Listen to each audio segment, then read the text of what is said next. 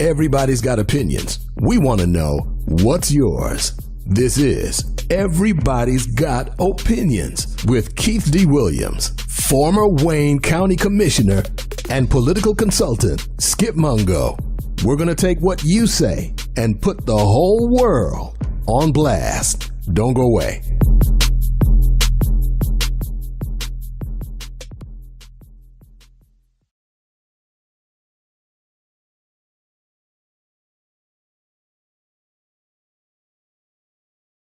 Courageous Detroit Radio.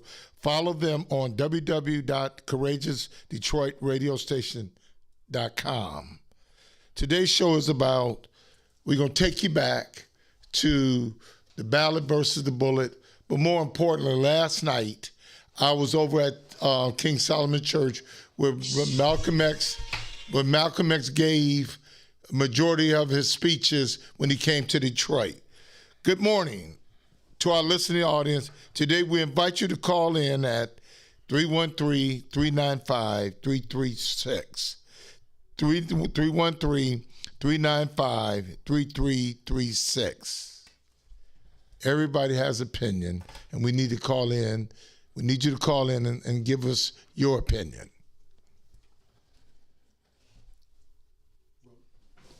Keith, thank you for always allowing me to sit next to you and soak up some. No, don't say this. Always.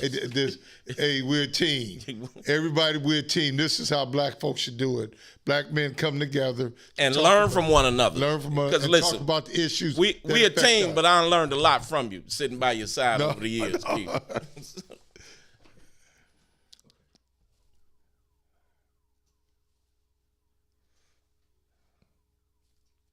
So today, though Islam is my religious philosophy, my political, economic, and social philosophy is black nationalism. You and I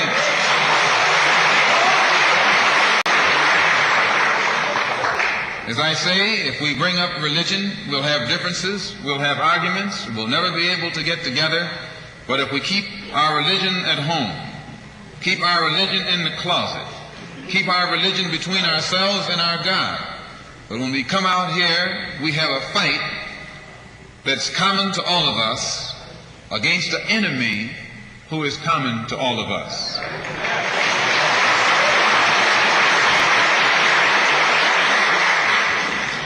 The political philosophy of black nationalism only means that the black man should control the politics and the politicians in his own community.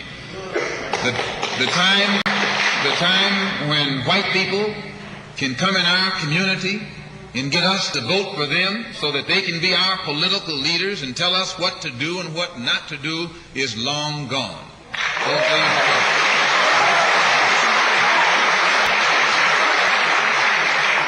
By the same token, the time when that same white man, knowing that your eyes are too far open, can send another Negro into the community, get you and me to support him so he can use him to lead us astray, those days are long gone.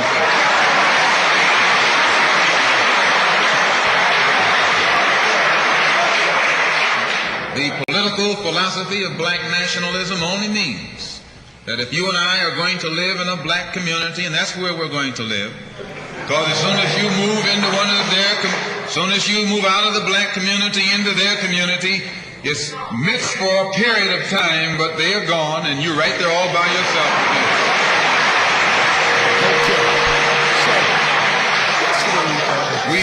We must understand the politics of our community, and we must know what politics is supposed to produce. We must know what part politics play in our lives. And until we become... And so when I went in there, you know, we had the black liberation folks there. I walk in there with my Dobbs on and my sports coat. And I felt kind of out of place a little bit because that's their world. Yeah. And I respect them for what they're trying to do. But I say we can do better. And rhetoric is one thing and reality is another. Malcolm X was telling us about self-determination and all those things. They had two of the guys was at the speech, was sitting there. Oh, really? So I asked him this question: Would if Malcolm X was here today, would he be upset or happy about what he was talking about never coming to fruition or coming to fruition? And the brother started looking at me. I said, because he talked about economic development. He talked about buying in your neighborhoods, doing business in your neighborhoods. Are we doing that? I say every corner we go in Detroit is somebody that's of another nationality controlling our commerce. So Skip, you've been a guy who's been deep into the Ballot versus Ballot, Malcolm X. Give us your perception. And before we go there, we have a black intellectual class that all they do is talk to themselves, but have they ever grown an economy where everybody can participate in? No. The late, great Tatum Eason, the way he described them, he said they played mental masturbation with each other. I call it intellectual masturbation. It makes each other feel good. Yes. But it produces nothing. Right. That's masturbation. Right. So that's what they do. They play and then they go home, tucked away, you know, and they remove from all of what's really going on in the streets. And that's what Malcolm talked about with the ballot or the bullet and message to the grassroots. What he talked about was black nationalism. This is 60 years ago, man, he gave this speech. Reverend Clegg, who was the Jeramogi for the Shrine of the Black Madonna, he brought Malcolm in. He used to bring him in and get these speeches into the city of Detroit. What Malcolm talked about was, I think when he did the Ballot of the Bullet, it was an election year. Mm-hmm. And he talked about how black people, and it is still applicable to this day. He spoke about us as black people having a block vote. He said, we're in a position, Lyndon Johnson was running at the time. I think it was in 1964. So we were in a position to send Johnson either to the White House or, as he called it, back to his Texas cotton patch. We were in that position, and he talked about what's going on right now today. What you just heard, an excerpt of the speech where he talked about the day of white people coming in our community, and he addressed it as white people because they were, he's talking about others coming into our community. Every 2 or 4 years asking us for our vote, we give it to him because we just happy to be there. And he fades back off into wherever it is, D.C., Lansing, wherever.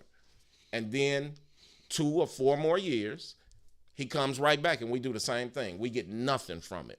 We give them the most precious resource that we have other than life, our vote, our freedom, and we get nothing in return. When I look back at Malcolm X, he was a trailblazer, a true trailblazer, and what he was trying to do is connect our realities to what was happening. Absolutely. And that's what is missing. We have a lot of intellectual masturbation going on.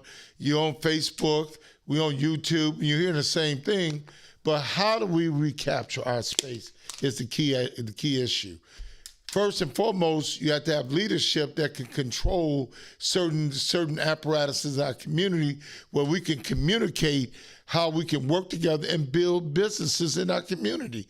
We still, now the big thing is everybody's got a 501c3 now. Yeah, right. Everybody's they're making a living off.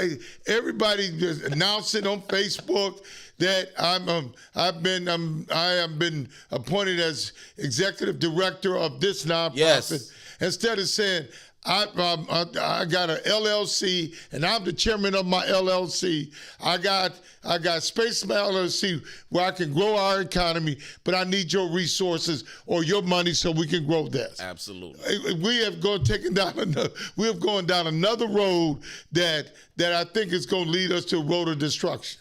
Well, that's, we spoke about that the last time we were sitting here together. How the moment we get ready, I think I compared it to the Wizard of Oz. As soon as we see prosperity, as soon as we see Emerald City, we go through them poppy fields and fall asleep. Somebody comes in and is a what am I looking for? A disruptor. Yeah. That's what it is. Somebody, listen, man, Malcolm gave that speech almost 60 years ago. Right. And it's still every word for word. I can repeat that speech to someone who's never heard it, and they'll look at me and say, yeah, you're right on point. That's what we need right now today. That was 60 years ago. Even in the message to the grassroots, what he said then is still applicable now. Absolutely. He talked about the house Negro versus the field Negro. Yes. He's talking about how back in the day on the March to Washington, the white folks in Kennedy didn't want it to happen. Absolutely. Okay. And then at that meeting, one of the guys said, I had nothing to do with it. I don't control that. And so Kennedy said to Martin and those guys, because Roy Wilkins was the guy who was eventually supposed to lead it. And so Kennedy called in the civil rights leaders and said, he called them the Big Six. The Big Six. Yeah. Then he took him to a hotel that he owned, and he had a millionaire friend that tore him off. They had $800,000 to split between the six. That's right. Absolutely so right. Even those guys had a sensational appetite for money and a great quality of life. 1963, they split up $1.5 million between the six of them. Kennedy, like you said, Kennedy heard about this march that was, people were talking about. Because he didn't want that. Because it was a grassroots march, right. Like Malcolm said, it started, he was here. He said, man, they started talking about it here on Hastings Street, in the hood. He said, this is where the march started. Still Hastings Street, not knowing that Hastings was destroyed through the I-375 That's right. debacle. Negro removal, Hastings Street Negro removal. Yep. So Kennedy told King, man, you got to stop this march. Kennedy said, I can't stop it, boss, because I didn't start it. Yeah. And that's when Kennedy told him, said, listen, man, I'm going to endorse, we're going to make you the leader of it. Yeah. Then I'll endorse it. Yes. But here's some rules I'm going to lay down. They say they wrote speeches for them. John Lewis just talked about it right before he passed away. He said his original speech they scrapped. Too radical. They wouldn't let James Baldwin speak. Yeah, because they said they didn't know what James Baldwin was going to say. They couldn't control him. They couldn't control him. Yeah. So, and then, sad to say, after the march, they signed the Civil Rights Bill, and it was all ceremonial. Yes. So in other words, black folks are still getting played. Yeah. To this day, we're getting played. So yesterday, I'm with the grassroots brothers, and I'm in there listening to this, and I'm saying, I'm lost, man. It's like they talking to themselves about what we did 30 years ago, and one sister was saying about her brother Lumumba, I forgot his name, who died down in Mississippi, Jackson, Mississippi. He was a mayor. Yeah. I'm listening, and then Chokwe Lumumba, whatever his name. His son is the mayor of Jackson. Yeah, I did not know the guy. They say he was a brilliant guy. Yeah. But my thing is, all that brilliance, why we still languishing in poverty to this present day? Well, I suggest, I think that Malcolm's speeches should be required reading. Yes. And starting out really, man, in elementary school. Yes. That's when I started learning about it, so I know elementary students can grasp it. Because I grew up, I was raised on Malcolm, on black nationalism, on everything that he talked about. Think about this, Skip. I was scared of Malcolm back in the day. As a kid, because I was trained when we went to school, the pledge of allegiance to the flag of the United States, to which it stand one nation under God, individual with liberty and justice for all. See, it was put in my head, man. Well, guess what? So anything that was radical, I thought that was the devil. I had in the 12th grade, man, I had a class in high school. I forget what class it was. But I'll never forget this lady, Miss Crow. I wish she'd listen to this one day. I went to a private school because I got kicked out of public school. Yeah. So my mother and father sent me to a private school. So we would stand every morning for a prayer and a Pledge of Allegiance. I would sit down for the Pledge of Allegiance. So she sent me, after about 3 times, she sent me to the principal's office. The principal sent me a note back saying I can't do anything about it. He don't have to stand for the Pledge of Allegiance. My mother told me at that time, my mother with her infinite wisdom, man, I swear, she's like, listen, you need to choose your battles because the pen is mightier than a sword. She's like, you won this battle, but are you going to win the war? You couldn't tell me nothing. I'm sitting down. We were studying Shakespeare. Man, I think it was Othello, whatever. I took a paper from my brother who graduated from the University of Michigan with honors. Man, I plagiarized the paper, turned it into another young lady who I won't mention her name, but he gave the paper to her in undergrad. She got an A on it. My brother got an A on it. I gave it to her, man, she tore it up, flunked me, she didn't say I plagiarized, she just dissected that paper and tore it up. So that's what my mother meant by the pen is mightier than a sword. I had to end up leaving that school because I wasn't going to graduate. Yep. So I've been on this tip for a long time, and it is frustrating, Keith. It's frustrating. Listen, I'm sitting there. I got all these intellectual folks, okay?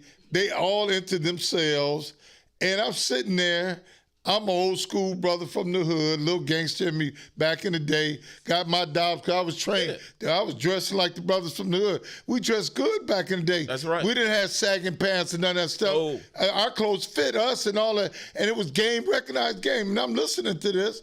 I said, when are we going to get some money out of this? Right. Okay, so me and my wife sitting there, after it was all over with, after they did their little stuff, we got up and walked out.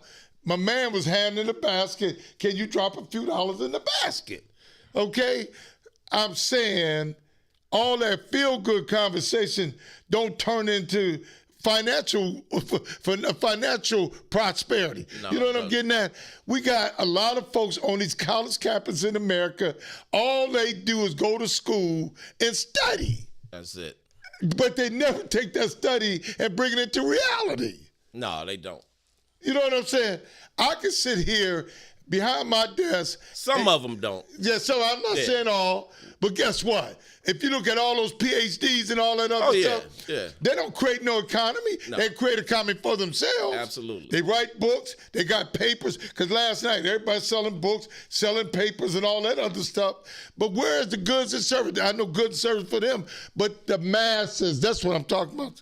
That's the same church that endorsed Mike Duggan over Benny Napoleon during the mayoral election.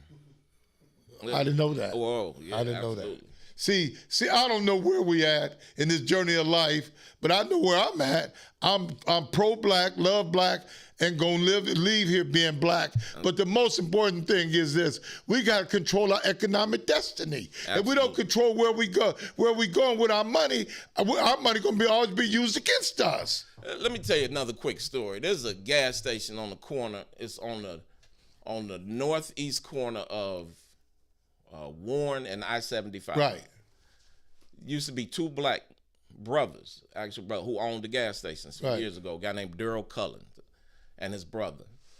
Man, I would always pay, no matter where I was, going downtown, coming from down, I would always patronize them. Few times I stopped by there, no gas. And the guy explained to me, man, they weren't delivering him gas on purpose, because he owned the gas station. Right. And he owned the land. That's the most important part, is owning the land. A lot of these gas stations you see, the parent company owns the land. Like, they ran him out of business. Mr. Davis he owns his land. That's right. And they always put stickers on his station window. You got too many cars in the lot. Yeah, see, why bother Mr. Davis? He's been around as long as I can remember. Hold on. Over here, this is Soul Village. I'm getting doors. I got to go through all kinds of gyrations about permits. And before you start to open up your doors, you just spent $20,000. Yeah, on permits. On architects and all that other stuff. So it's a vicious cycle, man. Then you have gas. This is what I don't understand. Where the young man was killed when the guy at the gas station locked him in. Remember? Right. And the guy pulled out the gun. And yeah. shot him. You have gas stations like that are operating without license. They operating with impunity. You have gas stations. That's the second gas station that had police contact and found out they didn't even have. How do you open up a gas station without license to sell gas? Let me tell you this. There's two over here where I'm at on Schoolcraft. There's a Marathon gas station and there's a Shell gas station. Yeah. I had my sheriff's hat on. I walked in, they selling loose cigarettes in front of me. And then the black sister cussed me out. Told me to get out the store. Then over here at the Shell gas station, the guy they was exchanging stuff in front of me. The father came at me like he wanted to do something to me. The owner of the gas station? Yes. Really? So I said, my life. You showed him your badge? I had my hat on and everything. I showed him my badge. I said, my life means more than arguing with this guy, walked out. But I said, you'll see me again. That's right. Okay, but see, I'm just saying, they come in our communities, they rape our communities, then they want us to acquiesce when they give you a bag of chips. Yeah. Right. They're good for giving you hot dogs and chips. Oh, man, good for it. They're good for it. If there's a picnic, they may see they are sitting there, the 4 or 5 trucks over here go hot dogs and chips. That's it. But then they selling fried chicken, nice hot dogs and chips. And then on this corner, they selling chicken at the gas station. Yeah. Yeah. Oh, yeah. Okay. Man. Then you go on 7 Mile with Superior Beauty and Barber Supply. There's an Asian cleaning up all that money. Black folks, when are we going to get so smart and start doing business and capturing our space? You know what's amazing about the beauty supply business is they stand in business in the black community, getting rich. And probably 99.9% of the hairstylists are black. Yes. So, yeah. Man, I'm just telling you, it's I don't know what has happened to us, but man, we don't own nothing. All we do is we'd go to the Cadillac dealership. Now, brother got to have a Bentley now. Oh, yeah. Everybody, right. You got to have a Bentley. You living in $300,000 or $400,000 house. The bottom line is this. You came here on assignment, you're going to leave. That's right. You're going to leave here. To those of you that's listening or might catch this later on YouTube, if you own a black business, You should give us a call. Call 313-395-3336. Everybody's got opinion. We want to hear your opinion. Call in. And we here every Saturday. So if you pick this up at a later date, tune in again and call in if you own a black business. And think about when Malcolm was talking about the ballot and the bullet. I'll never forget this in 2000 election, Ben against Mike Duggan. I had a brother run out of his house coming out, Mike Duggan. I looked at this brother, I said, wow.